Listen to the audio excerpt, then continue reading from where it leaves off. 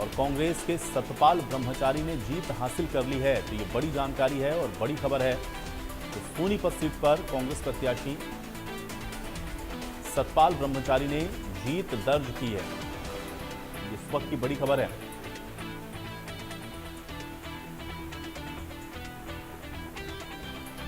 सोनीपत से कांग्रेस प्रत्याशी की जीत, ये बड़ी जानकारी। और कांग्रेस के सतपाल ब्रह्मचारी ने जीत दर्ज कर ली। एक और बड़ी जानकारी का रुख कर लेते हैं। एक और बड़ी और अहम खबर से आपको रूबरू करवाते हैं।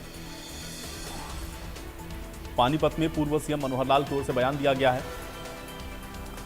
सीट घटी है तो विश्लेषण इसका होगा, ये बात पूर्व सीएम मनोहर लाल ने कही।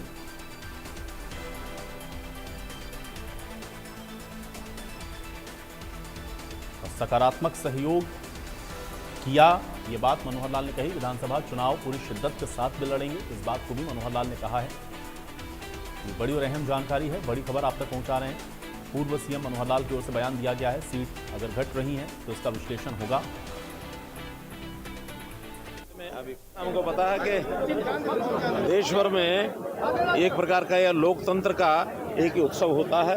हर 5 साल बाद लोकसभा का चुनाव इस बार 2024 लगभग 2.5 महीने पहले घोषित हुआ। पहली बात तो है कि 7 चरणों में चुनाव होने के नाते से लंबा समय हमको हमारे कार्यकर्ताओं को मेहनत भी करनी पड़ी, लेकिन ये तो सबके लिए था, कोई बात नहीं। फिर भी कार्यकर्ता धूप में, गर्मी में किस प्रकार से पसीना बहाता रहा। मैंने आज आकर के पहले करनाल के कार्यालय में, अभी पानीपत के कार्यालय में सब कार्यकर्ताओं का धन्यवाद किया है, जनता का धन्यवाद किया है। और विशेष तौर पर मैं मीडिया के लोगों का भी आभार प्रकट करता हूं, जिन्होंने बहुत एक सकारात्मक सहयोग इस सारी व्यवस्था को संचालन करने में दिया है। जो हमारे कर्मचारी, चाहे वो सरकारी कर्मचारी यानी कि विशेष तौर पर चुनाव आयोग के नाते से जिन जो ड्यूटी दे रहे हैं, उनका भी बहुत ही एक चैलेंजिंग काम होता है, उन्होंने सफलतापूर्वक पूरा किया है। हरियाणा का चुनाव बिना किसी बाधा के संपन्न हुआ है। ये ठीक है कि जहाँ तक रिजल्ट का विषय है वो क्लेम हमारा थोड़ा ज़्यादा था, लेकिन 11 सीटों में से 6 सीटें भारतीय जनता पार्टी ने कमल खिलाए हैं, 5 कांग्रेस को गई हैं, कांग्रेस और उनके सहयोगी को। तो जो भी जनता का वर्डिक्ट है उसको हम सर स्वीकार करते हैं।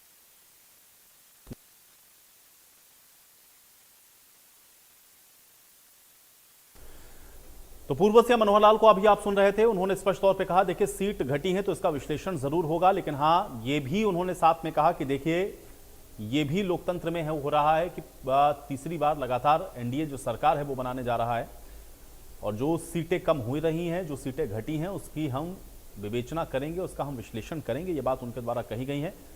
अपेक्षित जो सफलता है वो नहीं मिली है, इस बात को उन्होंने कहा। और विधानसभा चुनावों का भी साथ में उन्होंने जिक्र किया। उन्होंने कहा विधानसभा चुनाव में भी हम पूरी मजबूती के साथ जाएंगे। कार्यकर्ताओं का उन्होंने धन्यवाद किया। एक लंबा जो चुनाव है वो चला, 7 चरणों में चूंकि ये चुनाव था, इसलिए कार्यकर्ताओं ने कड़ी मेहनत करी है। और कार्यकर्ताओं का धन्यवाद करने के बाद उन्होंने ये भी कहा कि जो सीटें कम हुई हैं उसका विश्लेषण होगा।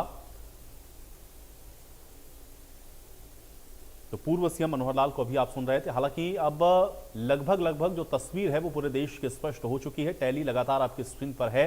अब इसमें बहुत ज्यादा कोई बड़ा उलटफेर नहीं होने वाला है, क्योंकि लगभग जो परिणाम है वो एक तरीके से स्टैब्लिश्ड होते हुए आपको दिख रहे हैं।